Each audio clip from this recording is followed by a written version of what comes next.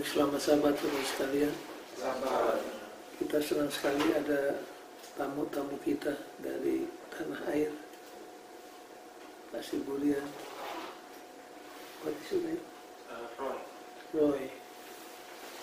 We're happy to have you. Kalau saudara mendengar nama Mika disebut, ayat mana yang otomatis keluar? Ayat ya. Apa itu? Itu nubuatan tentang datangnya Mesia.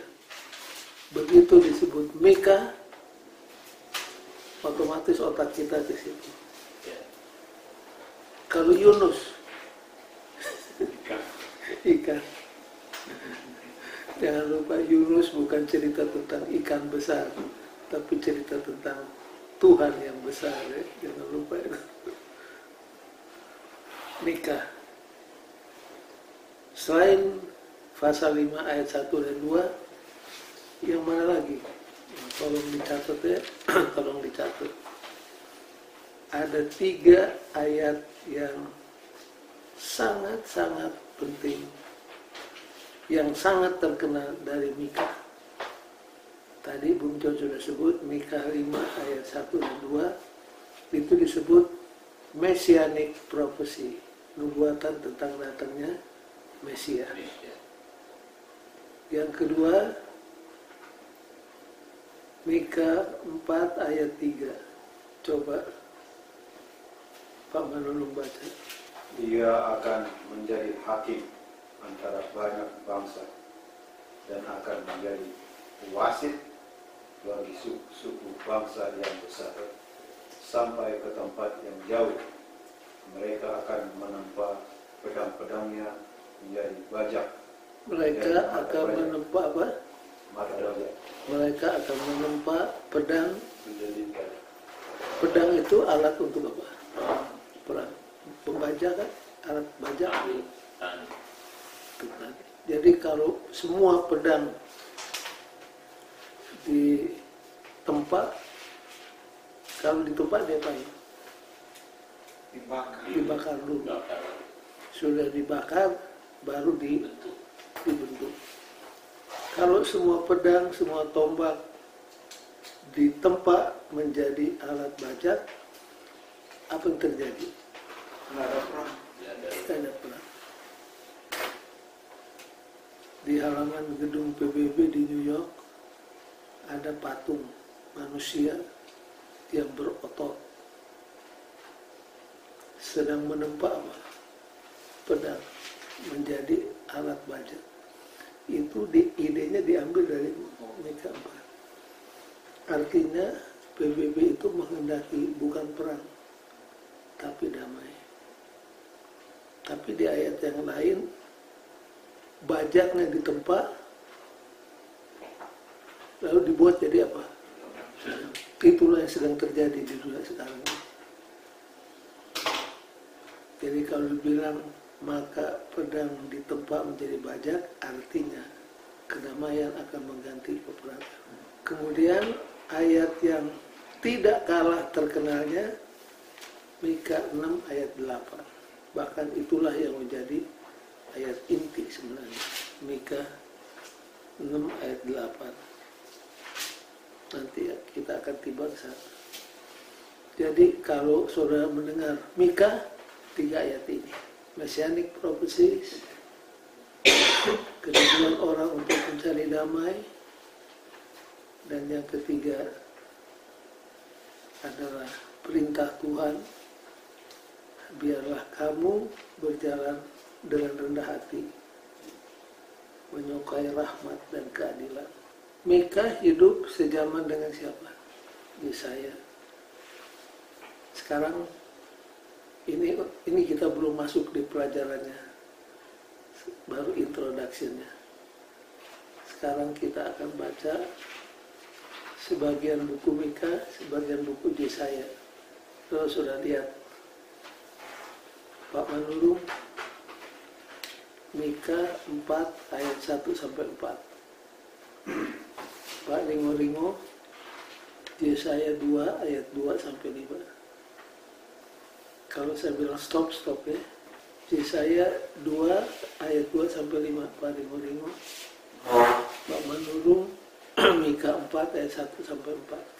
Akan terjadi pada Tunggu hari-hari. dulu Pak Manurung. Tunggu sampai Pak Ringo dapat. Sudah dapat? And it shall come to pass. Ada bahasa Indonesianya nggak? Gimana mana? Bahasa Indonesia. Enggak ada itu ini. Pinjam. Roy kasih pinjam. Yesaya 2. Pak Manurung baca. Oke. Yesaya 2 ayat 2 akan terjadi pada hari-hari yang terakhir. Gunung tempat rumah Tuhan akan berdiri tegak di hulu gunung-gunung. Stop. Pak Manurung. Akan terjadi pada hari-hari yang terakhir. Gunung rumah Tuhan akan berdiri tegak mengatasi gunung-gunung dan menjulang tinggi di atas bukit-bukit. Pak Ringo. Segala bangsa akan berduyun-duyun ke sana. Stop. Bangsa-bangsa akan berduyun-duyun ke sana. Dan banyak suku bangsa akan pergi serta berkata, mari kita naik ke gunung Tuhan, ke rumah Allah Yakub. Stop. Pak Manurung. Dan banyak suku bangsa akan pergi serta berkata, mari kita naik ke gunung Tuhan, ke rumah Allah Yakub. Jadi, sudah dengar bagaimana? Sama-sama. Exactly. Bukan cuma thought-nya sama, kata-katanya sama. Nah, ada yang nanya, siapa yang menyontek siapa? Apakah Yesaya pinjam dari Mika atau Mika pinjam ke Yesaya?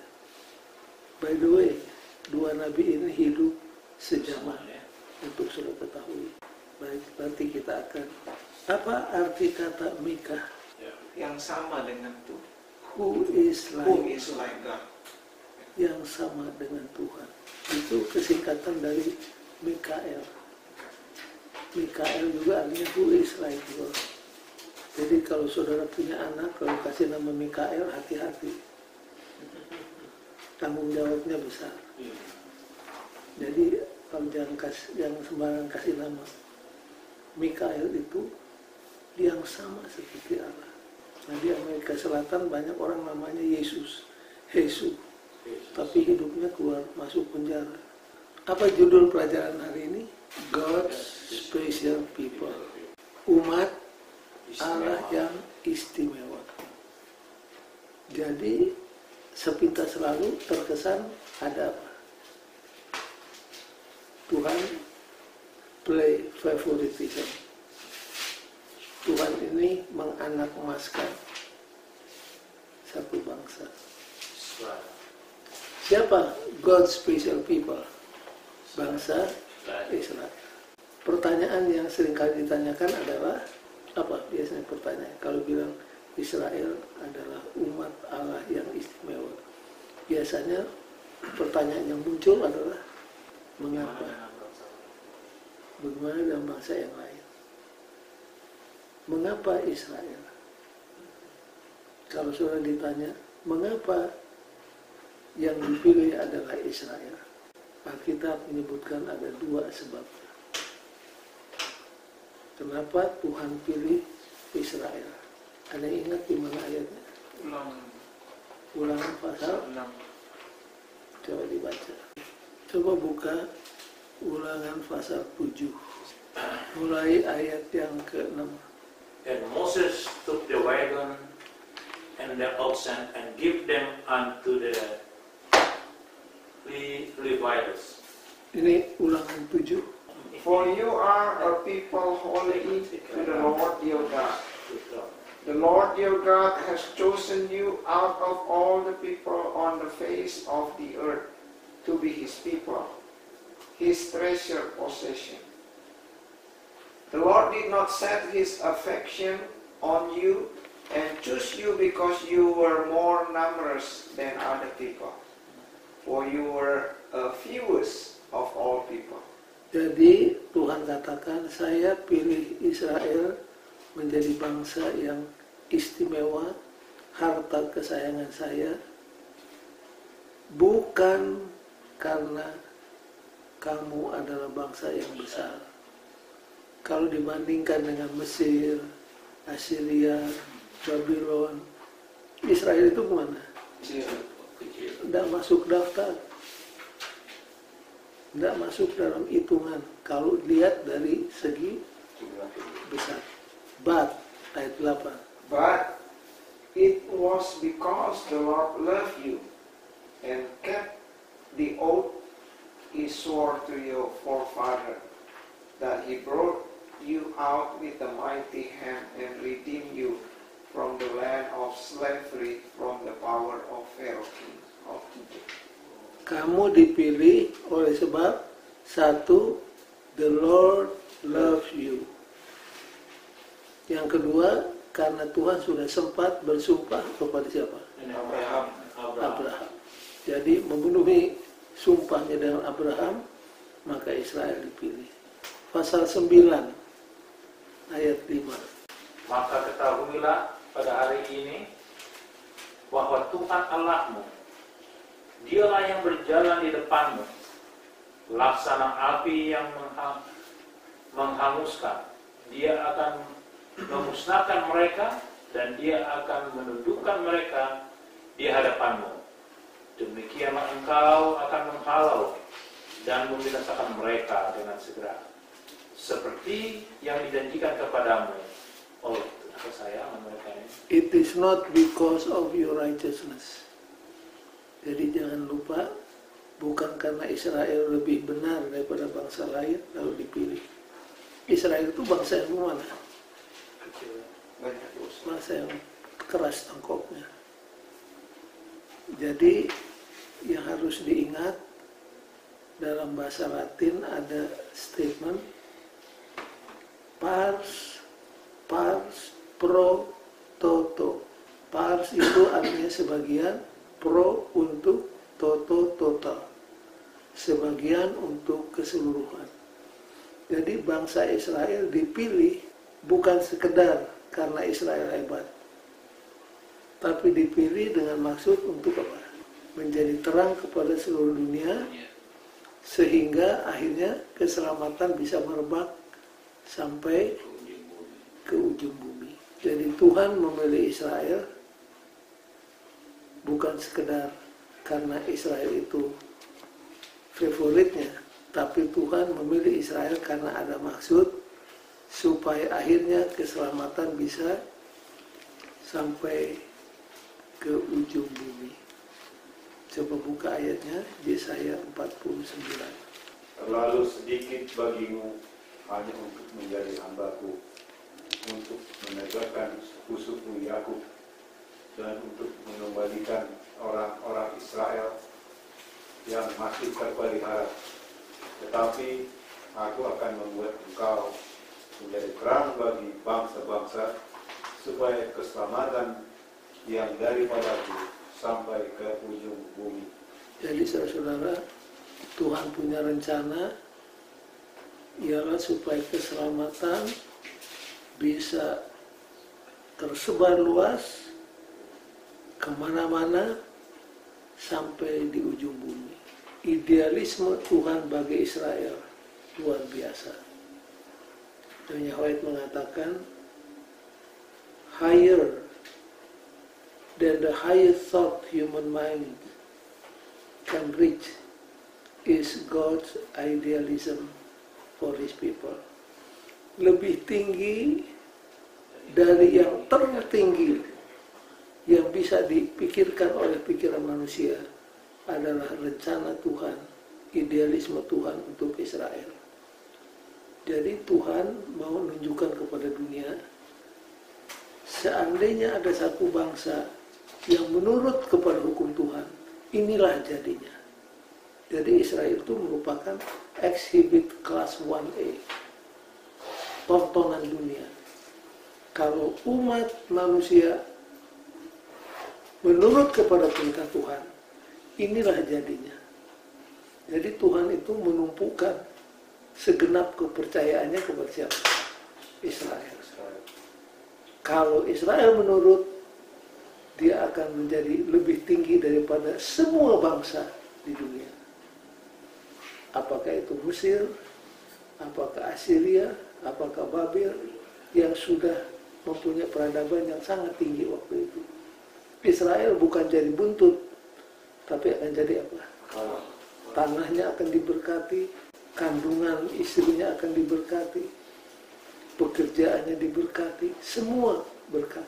Tapi Tuhan mengatakan sebaliknya, kalau kamu tinggalkan hukum Tuhan, inilah yang akan terjadi. Jadi Israel itu sudah mendapat penjelasan yang saya rasa anak kecil pun bisa mengerti. Itu plan E-nya Tuhan. Maka Israel akan menjadi pusat dunia ini. Bangsa-bangsa berduyun-duyun akan datang ke Israel untuk belajar tentang kebenaran tentang Tuhan. Contohnya, case in point siapa? Ratu Seba.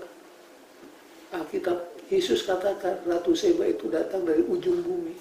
Banyak orang selalu mengatakan Ethiopia. Ujung bumi waktu itu Pak Rimo bukan Ethiopia, tapi mana? Ratu Seba itu datangnya dari mana? Kalau diambil peta modern kan? Bukan. Di mana itu? Ratu Seba kan Yesus bilang Ratu Seba datang dari ujung bumi, kata Yesus. Di mana itu ujung bumi waktu itu? Nggak ada bisa terka. Banyak orang pikir Ethiopia. Ada teman murid saya di Ayas, you know, profesor, dia bilang sama saya, Seba came from my country, and we are the offspring of Solomo and Queen Seba. Saya bilang enak aja. Seba itu datang dari Yaman. Dari Yaman? Oh, nggak jauh. Nggak jauh ya, men. 2000 km nggak jauh. Daerah Middle East juga ya.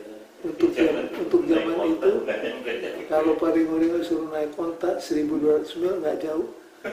Tapi mungkin masih satu pada lautan itu. Jangan diukur dengan sekarang ya. Asalnya Osama itu. Mesti diukur dari Osama. zaman itu. Zaman itu kendaraan kan baru onta. Dan Seba ini bukan laki-laki, dia perempuan. Untuk apa Seba datang ke Solomo? Karena dia dengar hikmatnya Solomo. Saya kepingin tahu first hand, tidak mau dengar dari orang lain. Akhirnya Queen Seba bertobat.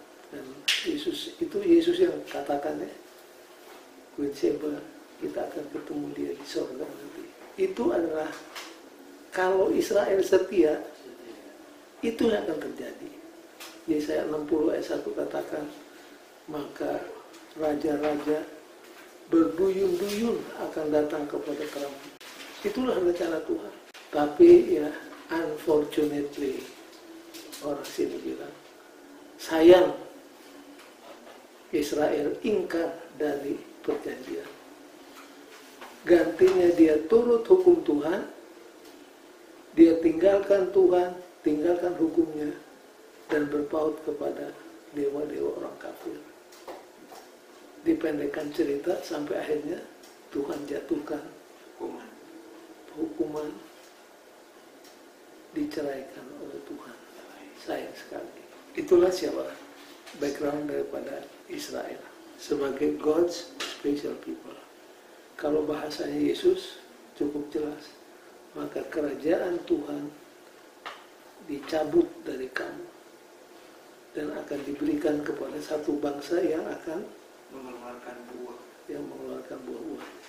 Jadi Israel ditolak karena kenapa Israel ditolak? Kan diberikan kepada yang menghasilkan buah. Artinya Israel, kalau baca buku Nabi Yesaya, Tuhan mengharapkan buah yang manis. Ditunggu yang keluar buah hutan. Itu kalau menurut Nabi Yesaya. Jadi siapa bangsa Israel rohani sekarang ini? Ya kita lah. Kita kan suka klaim. Israel sudah ditolak, kita lah penggantinya. And you have reason to claim this privilege. Dan Paulus katakan semua cerita tentang Israel sudah dicatat jadi Alkitab. Untuk apa? Jadi pelajaran, untuk jadi warning kepada kita supaya Israel rohani jangan mengulangi kembali dosa-dosa Israel jasmani dahulu. Oke. Jadi pendeta, Ya. sama juga ini dengan hampir sama mungkin. Apa persamaan antara Israel dan Adam? Kenapa Adam dan Hawa jatuh? Kenapa Israel akhirnya tidak masuk ke tanah Kanaan? Karena tidak percaya kepada Itu unbelief. Kata kuncinya adalah tidak percaya. Adam dan Hawa jatuh ke dalam dosa bukan karena percaya omongan setan, tapi karena tidak percaya omongan Tuhan. Israel tidak masuk Kanaan karena tidak percaya kepada Tuhan. Orang-orang di Nazaret karena tidak percaya pada Yesus, Yesus mengadakan sedikit sekali mujizat di kampungnya. Kalau sampai saudara dan saya tidak masuk di surga, itu disebabkan karena unbelief. Baik, jadi arti kata Mika adalah who is like God. Timingnya kapan Mika?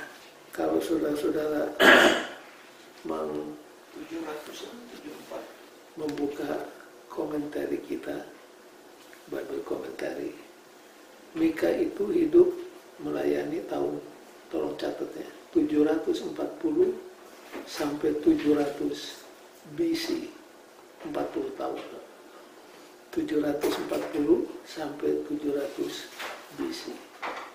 Nama raja-raja di mana Mika melayani disebut Yotam, Ahaz, Hezekia, dan lain sebagainya. Territorial assignment. Mika ini melayani di mana? Di utara atau di selatan? Jangan lupa kerajaan Israel terbagi dua, di utara dan di selatan. Jadi kita harus tahu nabi mana melayani di sebelah mana. Selatan. Mika di selatan ya. 740 sampai 700 di selatan, artinya di Yehuda. Yang menjadi isu yang benar-benar ditegur habis-habisan oleh Mika atas perintah Tuhan adalah siapa? Coba buka pelajaran pendahuluannya. Baca paragraf pertama.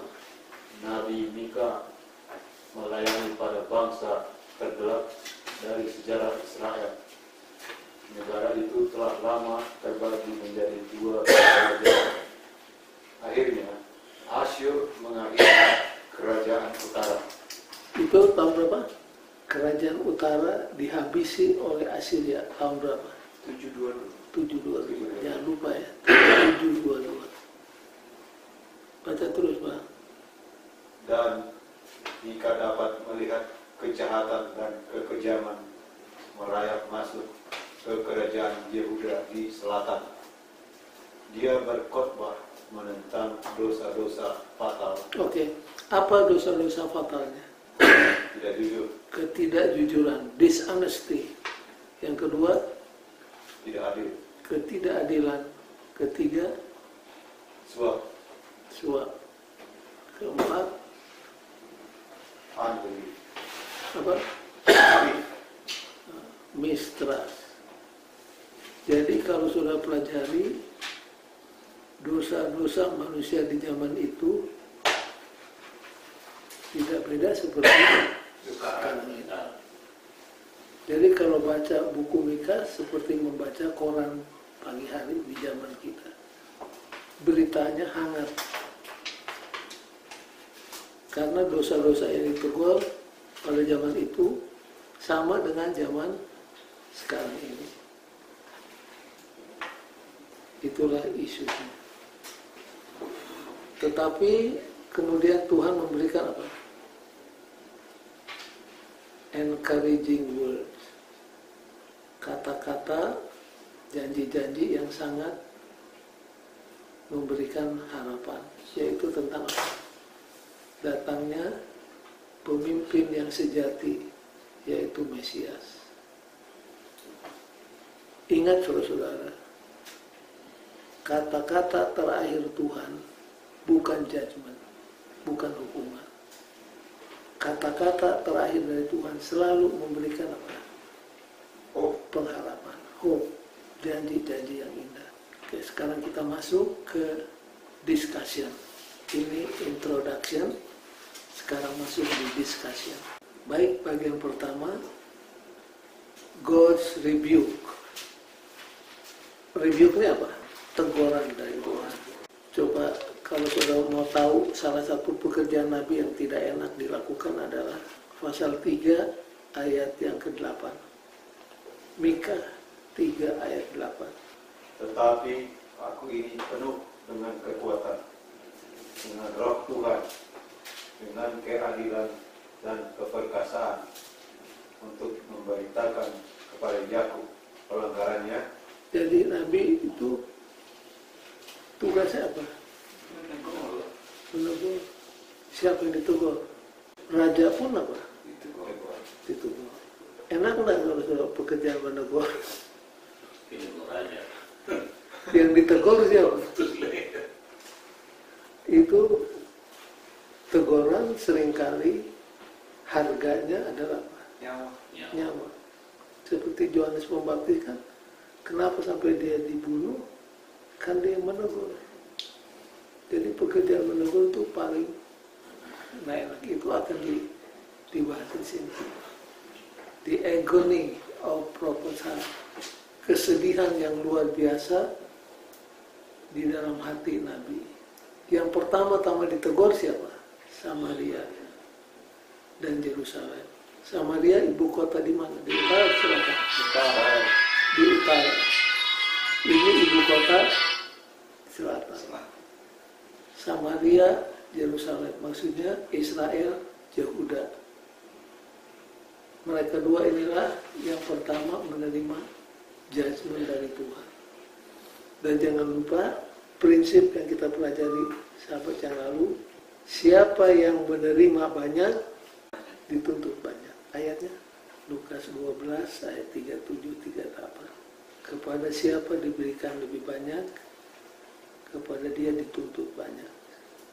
Nah, kita saudara orang Advent seringkali merasa punya pengetahuan yang lebih banyak daripada anggota gereja lain. Dan saya percaya itu. Penunggu pagi lengkap, 365 halaman.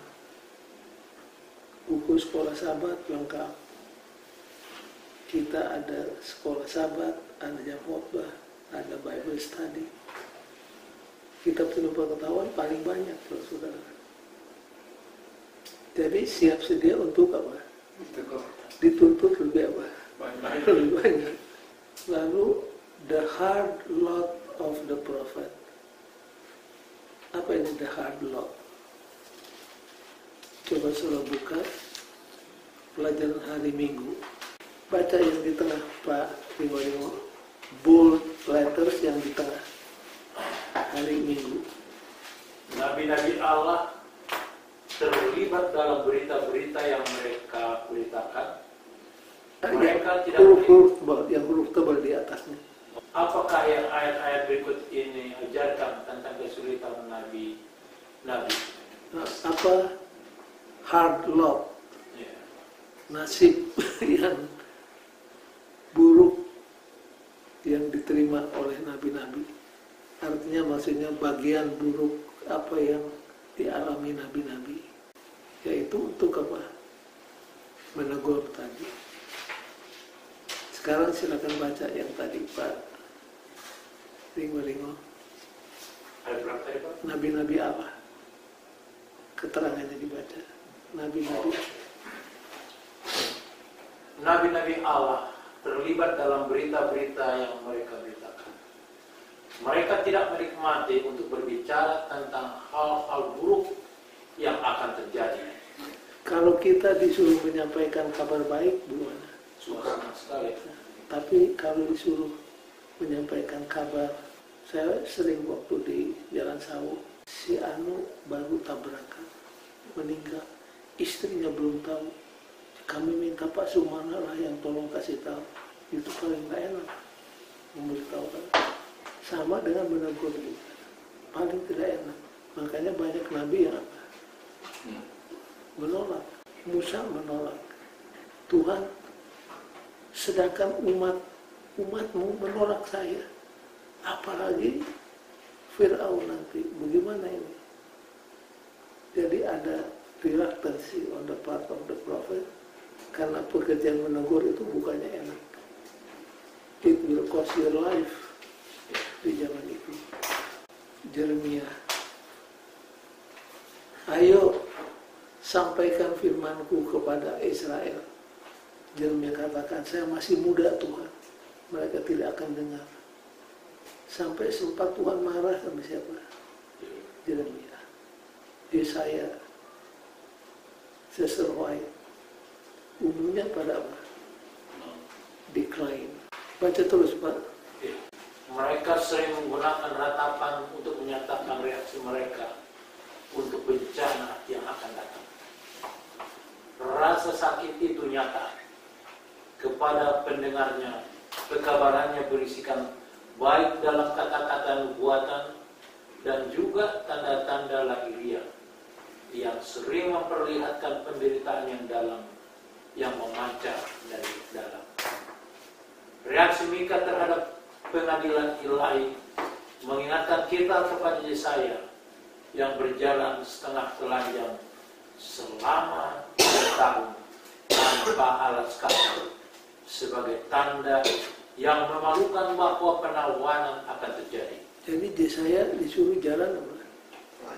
Telanjang. Berapa lama? 3 tahun. 3 tahun. Kakinya pakai sandal atau pakai sepatu? Bayangkan. Karena Yehuda ditegur dengan kata-kata, tidak mempan lagi. Sudah dihalusi, dikasarin istilahnya. Akhirnya Yesaya jadi apa? Disuruh jalan telanjang 3,5 tahun, tidak pakai sepatu, setengah telanjang. Dan orang anggap dia apa? Gila. Kalau Jeremia apa?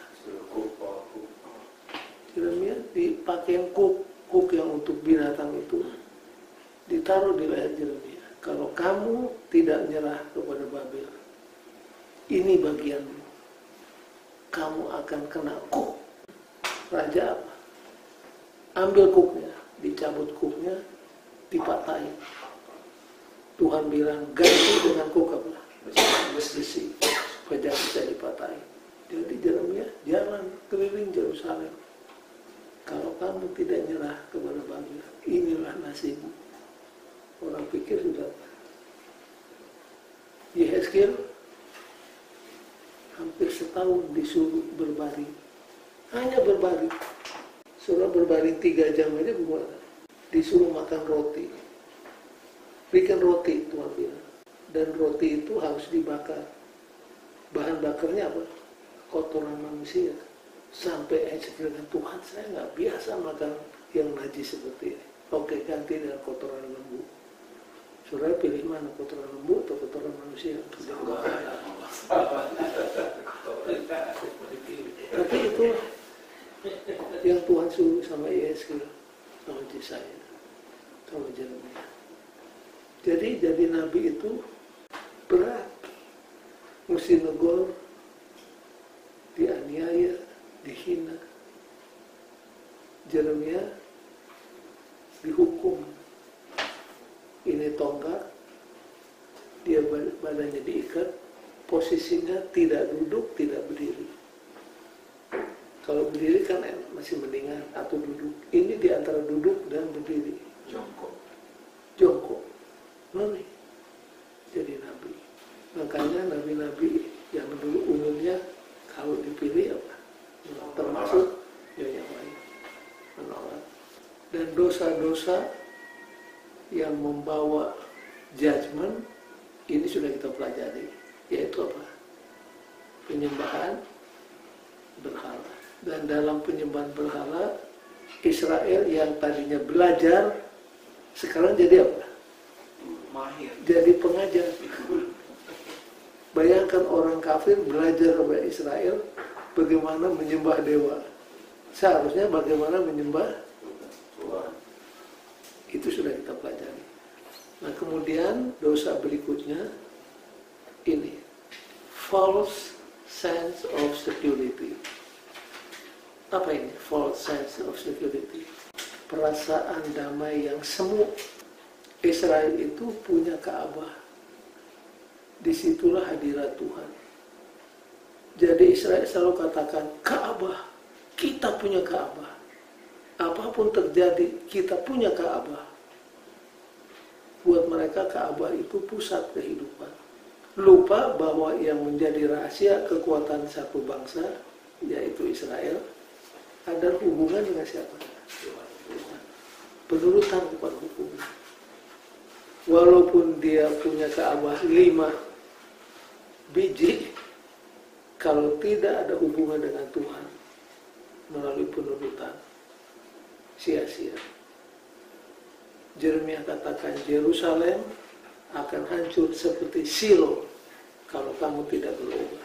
Jadi mereka itu mempunyai rasa aman tapi yang semu, karena mereka pikir punya apa?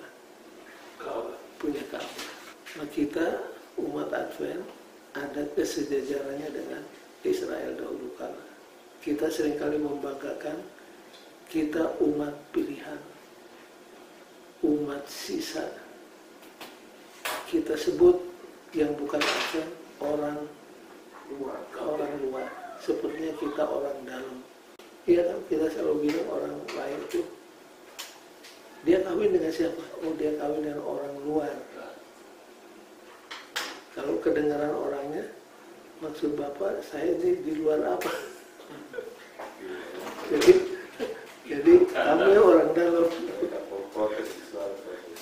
Kita kan bilang orang luar, artinya kita orang dalam. Jadi hati-hati dengan false sense of security. Jangan karena kita capnya masih hari ke-7, lalu kita merasa secure. Yang menentukan bukan capnya, isinya, bagaimana hubungan kita dengan Tuhan. Walaupun kita mengaku umat pilihan, umat kesayangan, tapi kalau kita tidak ada hubungan, relationship dengan Tuhan, semuanya merupakan apa? False sense of security. Baik, conditional promise sudah tahu bahwa kekuatan Israel itu bergantung kepada apa? Kepada penurutannya. Next please. Ini adalah God's review. Sekarang bagian kedua, janji Tuhan tentang apa? Pengharapan. Masuklah Mika 5 ayat 1 dan 2. Mungkin kita baca untuk menyegarkan ingatan kita. Raja Mesias dan penyelamatan Israel.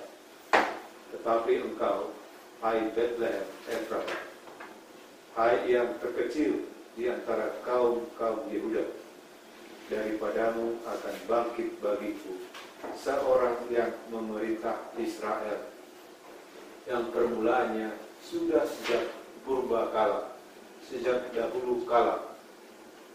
Sebab itu, ia akan membiarkan mereka sampai waktu perempuan yang akan melahirkan telah melahirkan lalu.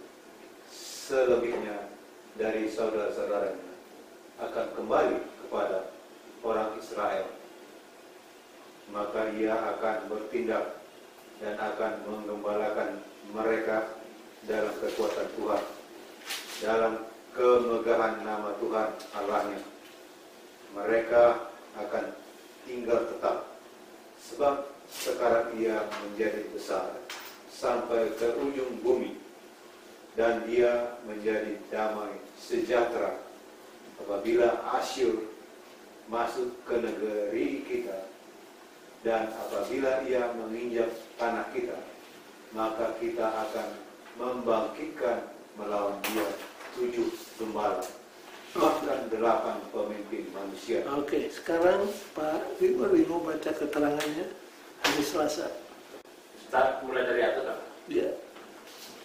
Dalam buku Mika, suasana hati sering berubah dengan drastis.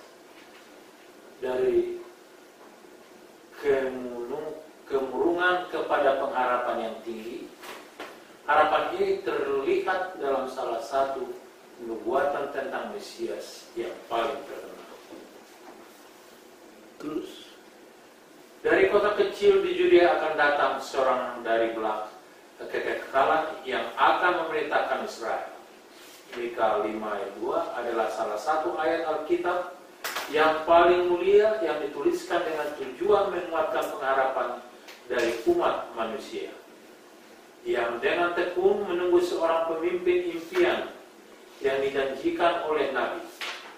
Pemerintahannya akan mengantarkan masa-masa kekuatan keadilan dan damai. Daud adalah berasal dari Bethlehem. Kota disebut juga Efrata, Kejadian 35:19. Penyebutan kota ini menekankan kerendahan hati baik Daud maupun penerusnya di masa yang akan datang, yang akan menjadi gembala yang benar bagi bangsa ini. Mika 5 ayat 4. Dalam kota Bethlehem yang sederhana, Nabi Samuel mengurapi putra bungsu Isai, Daud, yang memerintah atas semua Israel. Saat orang Majus datang mencari Raja Yahudi yang baru lahir, Raja Herodes meminta ahli Taurat untuk mencari yang baru lahir. Raja Herodes meminta ahli Taurat untuk mencari mereka, memberikan ayat kepadanya, yang mana telah dinubuatkan bahwa Mesias akan datang dari kota kecil Bethlehem. Pemikiran kita yang telah jatuh dan terbatas tidak dapat memahami bahwa bayi lain dan tidak lain adalah Allah yang kekal, pencipta langit dan bumi. Sejak masa kekekalan, Tuhan Yesus Kristus satu dengan Bapa. Ellen G. White, Alpha dan Omega, bagaimana luar biasanya pun pemikiran ini adalah salah satu fondasi kebenaran dalam kekristenan. Oke. Jadi saudara-saudara, buku tulisan Mika ayat 1 dan 2 berisi salah satu doktrin yang paling fundamental dari kekristenan. Doktrin apa? Bahwa Tuhan yang kekal telah menjelma menjadi manusia. Ini adalah salah satu doktrin yang terpenting, sehingga doktrin ini menjadi salah satu alat penguji apakah nabi itu nabi benar atau nabi palsu. Kalau nabi benar mengaku bahwa Yesus sudah datang dalam bentuk manusia. The most foundational truth in Christianity. Tuhan menjadi manusia. Next please. Jadi kalau sudah simak semua, ini belum semua dibaca ayat-ayatnya. Kalau saja Israel setia, memang Yerusalem akan menjadi city of peace. Karena tidak setia, Yerusalem cuma nama aja Yerusalem. Padahal hari-hari terjadi apa? Peperangan. Waktu Mesias datang, apa Israel terima? Jadi kalau saja Israel setia kepada akad nikah di Sinai dan setia sampai dia terima Mesias, Yesus, apa yang Zakaria katakan itu akan jadi kebenaran. Yesaya katakan, Mika katakan. Tapi karena Israel ingkar dari janji, semua blessing menjadi apa? Berubah menjadi kutuk. Oke, kita selesaikan. What is good? Yang baik itu apa? Nah, orang Israel di zaman perjanjian lama terbawa ke perjanjian baru. mereka merasa bahwa yang paling penting itu adalah sacrifice. Tuhan mengatakan ada yang lebih penting daripada sacrifice. Masih ingat statement Samuel kepada Saul? Menurut lebih penting dari obedience is better than sacrifice. Kepada orang-orang Farisi di zamannya Yesus katakan, kamu kembalikan perpuluhan, kamu bayar persembahan, tetapi rumah janda kamu apa? Kamu rampas. Yesus katakan, buat yang lebih penting lebih dulu, justice and mercy, walaupun perpuluhan jangan ditinggalkan. Jadi buat Israel yang terpenting adalah sacrifice. Tuhan katakan no, penurutan lebih penting daripada sacrifice. What is good? Jangan lupa kebenaran itu lebih daripada sekedar pengajaran yang benar. Apa maksudnya? Bahwa iman kita harus berubah menjadi perbuatan. God's first concern. Perhatian Tuhan yang terutama. Pak Ringo bukaan di Rebu. Pelajaran di Rebu. Paragraf yang di tengah-tengah. Nabi itu mengatakan bahwa Allah telah menyatakan apa yang Dia inginkan. Melalui pengajaran Musa, mereka telah tahu apa yang telah Allah lakukan bagi mereka. Jawaban Mika bukanlah satu wahyu yang baru yang menandakan berubahnya tuntutan Allah. Pengorbanan dan pelayanan keimamatan bukanlah menjadi perhatian Allah yang pertama. Ulangi, Pak. Nabi itu mengatakan bahwa Allah telah menyatakan apa yang Dia inginkan. Melalui pengajaran Musa, mereka telah tahu apa yang telah Allah lakukan bagi mereka. Jawaban Mika bukanlah satu wahyu yang baru yang menandakan berubahnya tuntutan Allah. Pengorbanan dan pelayanan keimamatan bukanlah menjadi perhatian Allah yang pertama. Kalau itu apa yang perhatian pertama? Read on. Baca terus. Pengorbanan dan pelayanan keimamatan bukanlah menjadi perhatian Allah yang pertama. Keinginan Allah yang tertinggi adalah memiliki orang-orang yang berlaku adil terhadap sesama manusia dengan penyembahan yang konsisten dan kasih kepada Tuhan.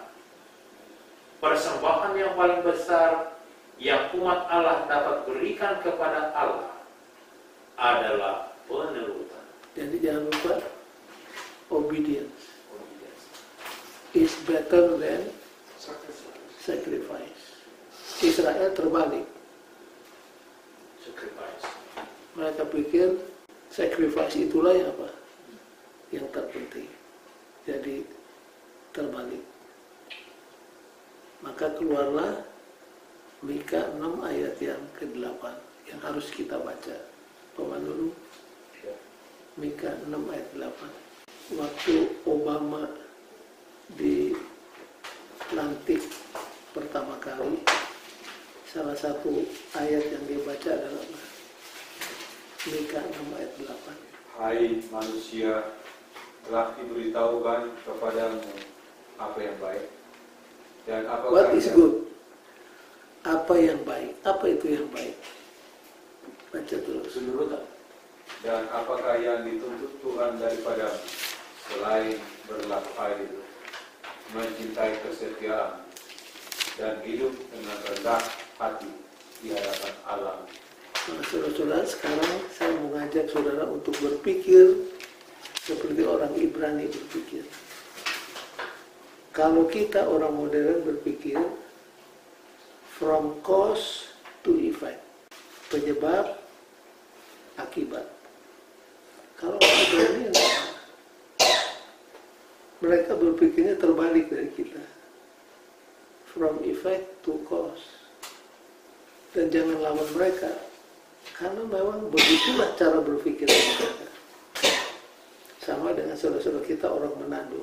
Kalau lampu trafik, lampu hijau, mereka bilang apa? Biru. Biru. Saya nggak katakan saudara salah, itu hijau. Nah, buat mereka kalau hijau itu biru. Lalat biru, cabai hijau, cabai biru. Jadi kita kalau ngobrol sama mereka, tempatkan di tempat mereka. Pertama kali saya kaget waktu saya belum ke Manado. Waduh, waktu lampu biru kita kaget. Waktu saya ke Manado ternyata nggak ada lampu biru, yang ada hijau. Sampai sekarang kalau ngobrol sama mereka, lampu hijau itu lampu biru. Ya, terima aja seadanya. Nah, dengan orang Ibrani pun demikian. Kita berpikir dari from cause to effect, sebab akibat. Mereka enggak, terbalik. Nah, Mika 6 ayat 8 sebenarnya bunyinya begini. Kalau ikut pemikiran modern ini ya, kita harus berjalan rendah hati di hadapan Tuhan. Kalau kita berjalan rendah hati di hadapan Tuhan, maka kita akan berbuat adil, maka kita akan menunjukkan rahmat. Kalau mereka balikan dulu, tapi thought-nya ya sama. Ia telah menunjukkan kepada engkau hai manusia, apa? What is good? What is good? Di zaman Mika, what is good? Walk humbly with your God. Itu jawabnya. Nah, kalau kamu berjalan rendah hati dengan Tuhan, maka kamu akan berbuat adil dan menunjukkan apa? Setia. Rahmat. Jadi inilah ayat inti dari seluruh buku Mika. Thought yang terakhir, ini juga encouraging, bahwa Tuhan kalau menghapuskan dosa kita, menggambarkan dosa itu akan dibuang di mana? Dalam. Di laut yang dalam. Cuma banyak orang Advent penyelam suku. Tuhan sudah buang di tubir laut yang paling dalam. Dia apa? Selam. Dia selam balik kembali. Nah, cerita yang menarik di sini, masih ingat ada Ringo ada diakon. Diakon ini memang betul-betul meresapi agamanya. Kalau pendeta khotbah lalu kalimatnya kena di hatinya, dia akan berteriak, haleluya, praise the Lord. Kadang-kadang terganggu juga audiens. Nah, dia problem penyakit gigi. Jadi di dokter gigi di kamar tamu kadang-kadang berteriak, haleluya, praise the Lord. Sampai dokter terganggu. Dokter bilang, "Nurse, kalau saudara ini datang, semua buku simpan, taruh aja atlas. Pasti dia tidak akan berteriak. Kalau lihat atlas dia berteriakin apa?" Satu kali dia datang, dia buka itu atlas. Tiba-tiba berteriak, haleluya, praise the Lord. Dokternya penasaran, apa yang kamu praise the Lord dari atlas? Alkitab saya bilang, Tuhan akan buang dosa saya di tubir yang paling dalam. Ternyata tubir yang paling dalam itu menurut atlas ini 10 mil. Itu seringan. Nah, jadi praise the Lord bahwa kalau kita mengaku dan meninggalkan dosa kita, Tuhan akan buang dosa kita pada tubir yang paling dalam. Artinya Tuhan tidak akan mengingatnya. Baik, in conclusion, nabi-nabi menderita karena apa? Nabi-nabi menderita karena menjalankan tugasnya dengan setia. Tuhan katakan tegur, dia tegur. Akhirnya dia apa? Jadi nabi-nabi umumnya menderita karena being faithful to their mission. Kita seringkali menderita karena apa? Kesalahan kita.